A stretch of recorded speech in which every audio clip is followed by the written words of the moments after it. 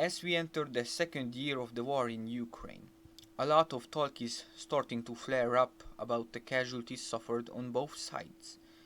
Now, here in the West, there is a lot of numbers and reports about Russian losses, but very little is being said about Ukrainian ones. I believe with some reports from the past and some math, we can get a rough estimate about Ukrainian casualties suffered up until this point. So I am sure many of you following this war have heard about Zelensky's statement that only 31,000 Ukrainian soldiers died so far in this conflict, which to everyone's expectations is a very low number. Now, I believe that even the most hardcore pro-Ukrainians are skeptical with this number, considering how unrealistic it is, and I will talk about that in a minute.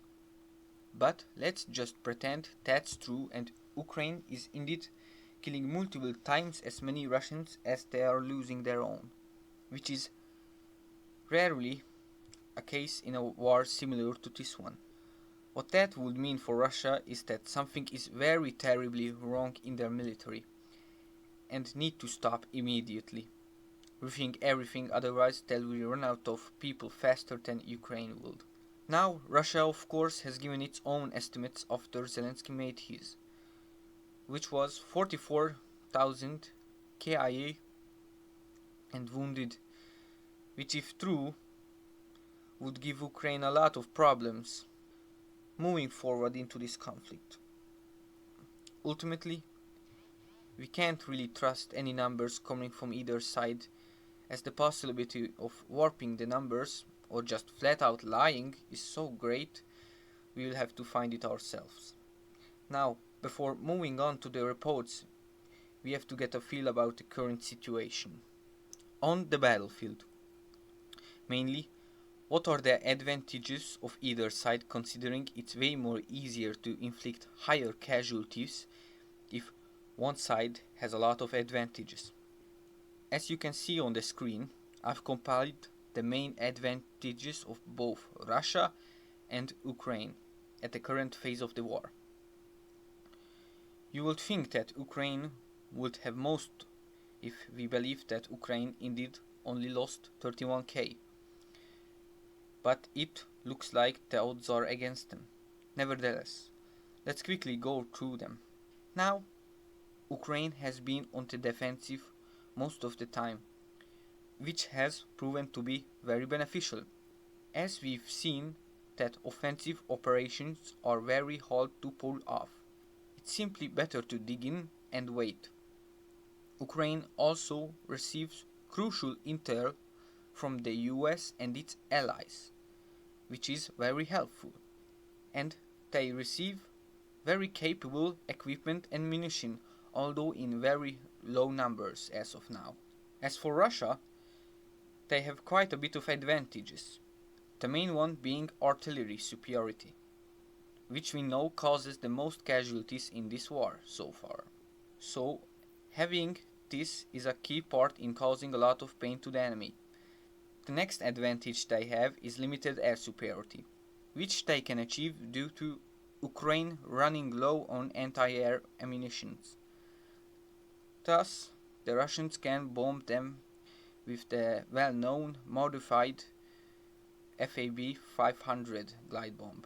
The next two big things are that Russia simply produces more stuff, which means that they can replace their losses more easily than Ukraine.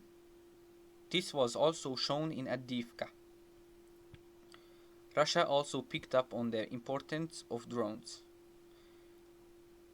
which they bought large numbers from China and now outnumbers Ukrainian ones multiple times over.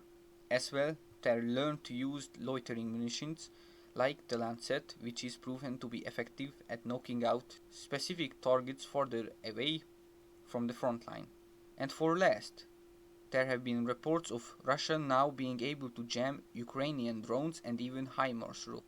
Now with this out of the way, let's check out some statements made that contradict the 31 KIA statement made by Zelensky. I've gathered here some statements and reports that have been exclusively posted by pro-Ukrainian sources in the past. These numbers and statements will become a very important anchoring point for our calculations later. But first, let's examine these reports. On November 30th, 2022, Ursula von der Leyen, in which she claimed that Ukraine suffered 100,000 dead. This of course was immediately deleted and later claimed it was a mistake.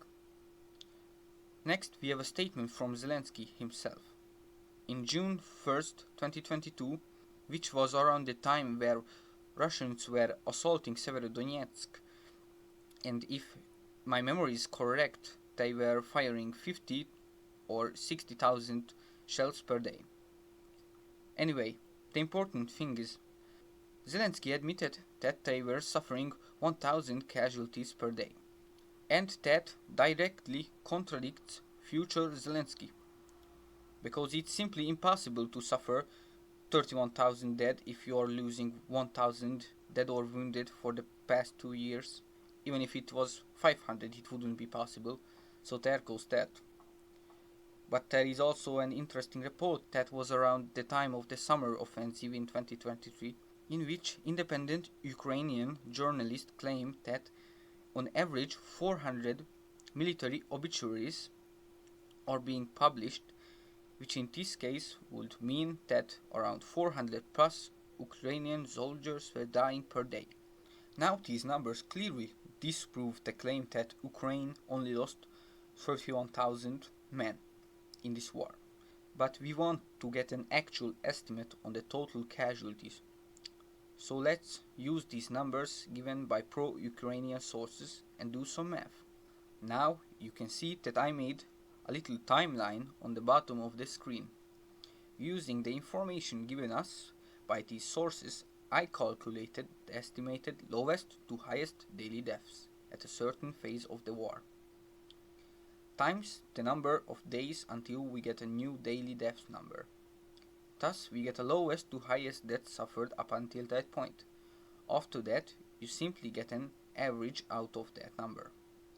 And there you have it. Ukraine suffered 274,000 dead as of now. You can see that this timeline pretty much exactly aligns with what the Russian MOD claimed in September 2022 and what Ursula von der Leyen accidentally said. But we aren't done. We still want to know the casualties, and not just dead. With the help of foreign estimates from all sides, they expect a wounded to dead ratio to be between 1.43 to 1.89.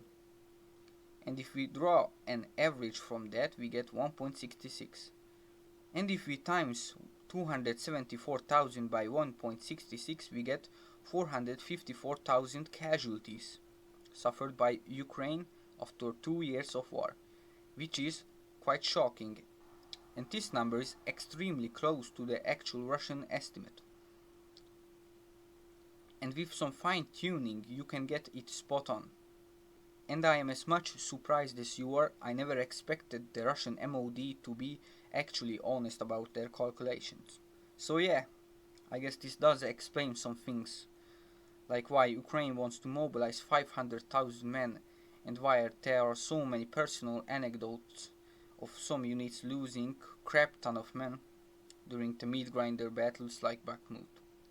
Nonetheless, there is a YouTube channel called Military Summary which tracks Ukrainian casualties, and I am surprised that his numbers are probably correct as well, so definitely check him out. Anyways, so there you have it. It looks like the Russian MOD as of now, and at least in the casualty numbers, they are correct. I'm not sure about the equipment numbers though, so yeah. And of course I can be wrong about these numbers. I'm no expert at all. I just did this research on my own free time and curiosity. Nonetheless, if you're still here, thank you for watching, and who knows, maybe we'll see each other again next time.